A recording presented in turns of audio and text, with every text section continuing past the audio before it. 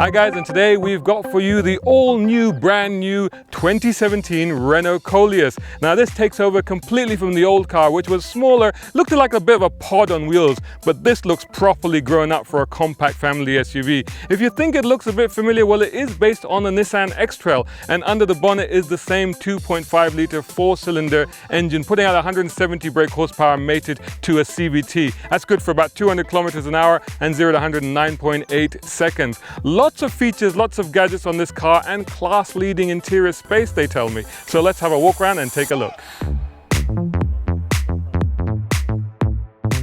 So this car shares the new Renault front look with the Renault Talisman, which we reviewed recently. Incidentally, the Talisman and this car are both built in Korea, and we're amongst the first countries to get this car. It doesn't even go on sale in the UK, for example, for another couple of months. But it does have a Euro NCAP rating, full 5-star safety crash rating on this car, so it's a safe car. This car has, this is a top of the range car, so it has LED headlights, but all of them get this C-shaped daytime running LED lights. They all come with that, like the Talisman. This one also has this very distinctive chrome bar that basically bisects the fender and ends with this garnish here. It is just garnish because it's not a real vent at all, but it gives the bonnet sort of a clamshell look about it. It also gives it quite a substantive front end feel to it. This top of the range car again comes with 18-inch alloy wheels, which are two-tone in this case. The spec below this is also 18-inch but doesn't have the two-tone. The base model also gets alloy wheels, but they're 17-inch. Incidentally, if you look at the car, it's very tall, it's very substantial, has a real meaty presence about it, and these very large flanks. So in order to kind of tighten up the visual aspect of the car, they've got this big black and chrome area below here that just sort of, narrows down the side of the car a little bit just to make it not look as bulky. But it does sit very well. I do like the way it sits, and it feels like a proper SUV, a real departure from the previous generation Koleos. Back here, it's very familiar Renault. You got the badge and you got these very nicely done tail lights. Also very nicely done is the key. Let me show you that. So rather than the normal key fob, you actually get this sort of key card arrangement with this very nice look. Now obviously from here you get remote starting on this top of the range car, and I could open the boot as well. I should also be able to open the boot by just doing that. Ah, it works. There you go. So when you've turned up with your shopping and stuff like that, you just wave your leg around and the boot opens up. Not a bad amount of boot space here, fairly big. You do not get much underfloor space because you get a full-size spare tire and there's some tools here. What you do get is two little boxes on each side to just put those odd bits and pieces in. You get split folding rear seats, so they're 60/40 split folding, and a little lever here should pull that down. It's just caught on the seat belt. So what I'll do is I'll show you from inside the cabin. You can actually set the height of this thing. There's a button inside which adjusts the height so where you want it to be open, so that you can make sure that you can reach that button if you're a little on the short side. So let's take a look at the rear cabin.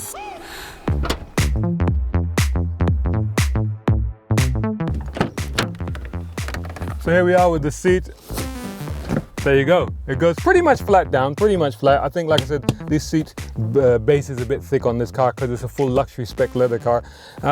Let's get into the car. One thing I should tell you before I get in, this has a 77-degree opening on this door, making it one of the widest opening doors in the class. Not only that, but it's also claimed to have the most legroom in its class. And in fact, look at me, I'm 6'2".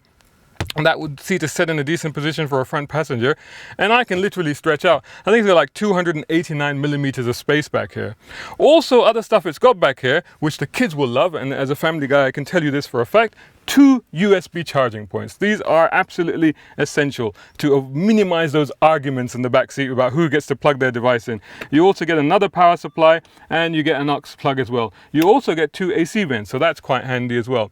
Otherwise, it's nice. It's got the full panoramic roof. As mentioned, it's got reading lights and a place to hang your coat and stuff like that. You also get an armrest here, pretty solid, with 2 cup holders. A little net there, net pocket behind the rear seat. Spacious, comfortable, not too many features. They're keeping it simple, but nice leather seats and stuff. Time to get in the front, I think, and play with a lot of the toys and stuff they've got there.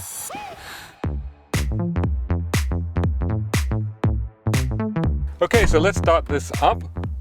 There is tons of stuff in here that I've got to show you, so this is going to take a while. Settle down, everybody, settle down.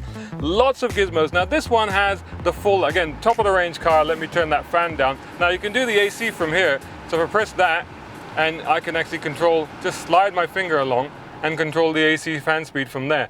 And again, if I just hit the home button, which is there, then it goes back to that screen. Now, as I was saying, this is the full 8.7 inch screen because this is the top of the range car, but you get exactly the same. It's called the R-Link system. You get the exact same system in the spec below. The only difference is you get a sort of 7-inch screen, which is sort of like that. So it's more sort of rectangular rather than this sort of portrait shape, which is what you get in the Talisman as well. And also things that you, for example, in the Volvo and of course in the Tesla as well, they get this big vertical screen like this one. Lots of features in this setup. I mean, there's just way too much to go through. Starting with the QED, for example, what is QED? QED sets up your individual profiles. So once you've hooked up your phone and you've chosen your different themes, and I'll show you those in a minute, you can save them into your profile. So if you change the car with your wife or your kids or whatever, if they drive, then you can go back to your own profile just at the touch of a button. So just quick, and this thing, for example, slides, so I can go through. There's the navigation, there's the stereo system. This one is the top of the range car. It's got 8-speaker Bose stereo system in this car. Eco driving mode. Eco just gives you a lot of details about how you're driving, and it even scores you. So I've got a score of 42 out of 100, which maybe I could be doing better, let's be honest, but it scores your eco driving. By the way, it's rated at 6.9 liters per 100 kilometers on this car. In real world, I reckon you'll be doing about 10 or so.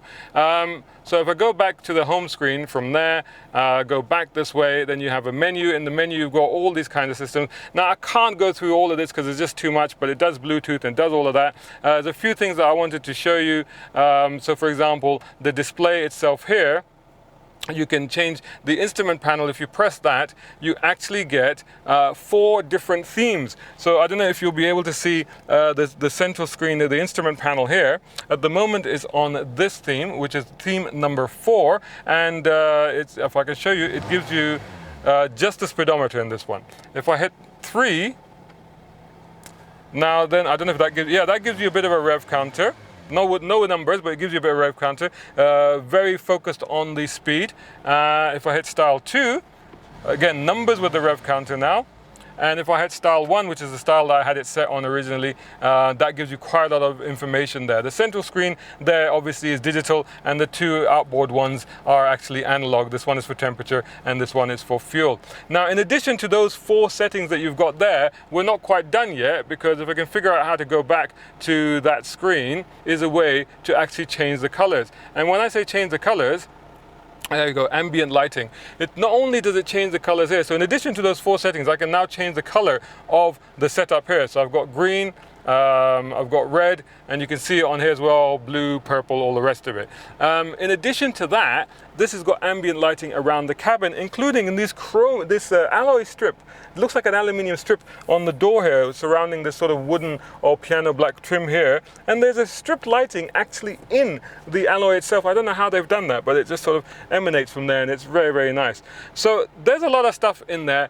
You'll have to play with it. You'll get used to it. It takes a while to get used to, but there's stuff down there. There's buttons down there. There's your climate control. This has cooled and heated seats. So in addition to this, as a top of the range car, as I said, it's got these nice leather seats, but it's got heated and cooled seats. It's got parking assist, so it'll do that thing where it steers into a parking slot for you. CVT automatic with the step changes. It's an electronic parking brake. Now this is an all-wheel drive, like I said, and on the left here I've got a button where I can select 2-wheel drive. I can leave it in 4-wheel drive auto as it's showing me on the dashboard at the moment, and I can even enable 4-wheel drive lock for when things get a little tricky. Although let's be honest, this is not a full hardcore off-roader. It'll do a little bit of off-roading. The cruise control buttons are down here as well.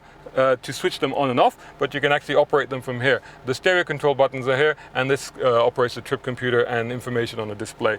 There's an armrest here which actually slides forward and back, and when you pull it back, you can actually open up for a deep box, and inside here there's an SD card slot and 2 USBs. So they've thought about these USBs. That's 4 in total in this car. Very, very good. Good work there, Renault. And this bit here, if I slide that back, you've got cup holders. Slightly an odd shape here because you've got one slightly raised, one slightly lower, and one small, one large. So there's a multiple different aspects of cups that you could have in there if you want to. The good thing about it though is that it is cooled. Anyway, I think that is probably enough rambling. It's a very nice place to be. The seating position is pretty good, and it's electronic in this car. It's electrically adjustable, straightforward. So back and bottom adjustable, and actually very comfortable. Good visibility all around. The rear visibility can suffer a little bit because of all those headrests back there, but nice big wing mirrors. But I'll tell you what, let's see how this thing actually drives. Before we move on to the drive, I just want to thank our sponsors. These reviews are powered by AC Delco, and AC Delco also gives me superpowers. Check it out, isn't that cool? Just kidding, that's a dummy battery. But I do want to give you some real world tips when it comes to saving your battery's life. For example, parking your car out in the heat, not great for the battery. Sticking too many devices on charge, phones, iPads, laptops, not great for the battery. Additionally, stopping and starting your car too often, that's also not too good for the battery. However, these are great batteries. There's a good reason people use AC Delco, so do go and check them out. Drive, we are automatic four-wheel drive, so I don't have to, even though we're on a gravel track, I don't have to select four-wheel drive. I could select two-wheel drive, but I don't need to do that. It's fully automatic, and you have got four-wheel drive lock as well in case you get into a sticky situation. Now we're on a gravel track, so it's a little bit bouncy here and it's a little bit rattly. Gives us a chance to test out that ride a little bit.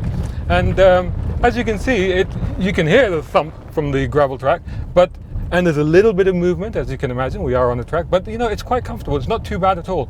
The ride is about what you would expect for a car of this type.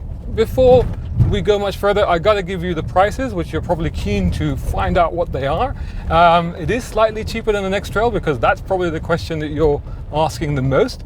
Prices for the PE, the base model edition, start from $74,900, and we are now on to tarmac, so we can speed up a little bit and exploit that 170 horsepower from that 2.5 Nissan sourced engine. $74,900, that's about $20,000 for that. You still do get cruise control, parking sensors, and of course 17-inch alloy wheels. That's two-wheel drive actually, and you can get it as a four-wheel drive if you put another 4,000 dirhams in. The next step up is the SE model, and that's 86,000 dirhams, which is about $23,000. A little bit more spec on this one. This one, of course, is the top of the range car. It's 96,900, which is about $26,000. So what do we think of the engine? As my foot is all the way down, the CVT is working. The CVT, what they've done is they've put some artificial step changes in there to make it feel a little, or sound a little bit like a conventional torque converter automatic, but it is still a CVT. There is a little bit of drone, and it does just kind of go on a little bit. But at around 5,500 something is when you get those artificial step changes. Performance is adequate, as you would expect for this sort of car. It's not a sports car. It's not going to break any land speed records. We're coming up to a corner now, and we're just going to go right. So a little bit of body roll, as you can see. Now, this is a Renault. Just slowing down for a speed bump, and actually there's camels ahead. So what I might do actually is let's turn around and go the other way, just to avoid having to slow down for those camels. This is a Renault, and Renault do know how to set up a car. So the ride and handling is always good on a Renault. This is a tall car, however, so like I said, there is a bit of pitch. I mean, if I just turn in, you can see there is a bit of body roll, a bit of body lean, but it's about what you'd expect to give you that comfort versus handling compromise that you normally have to have in a car like this. This is, of course, a family car.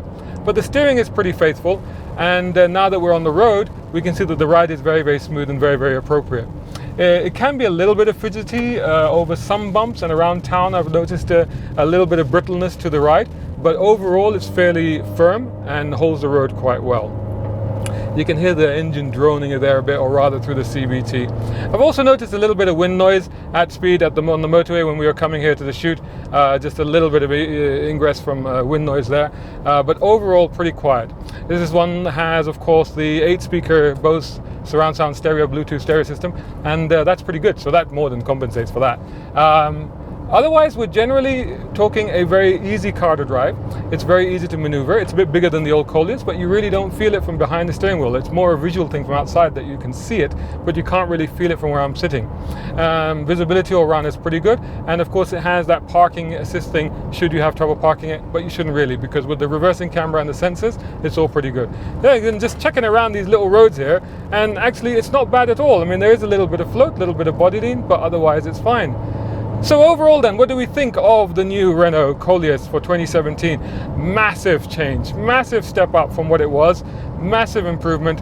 It's not only a bigger car, but it's a bigger car with a bigger heart and a bigger set of offering for the family that's looking for a great new European character compact SUV. So there you go, there's our review of the 2017 Renault Koleos. Hope you like that. Do please check us out on motoringmv.com and all the social media, Instagram, Twitter and Facebook. Just search for Motoring Middle East, and of course on YouTube. And if you're on YouTube, please like, share and subscribe. Finally, a big shout out to our sponsors for this review, AC Delco. Thanks so much for them, and hope to bring you some more reviews from them and from us soon.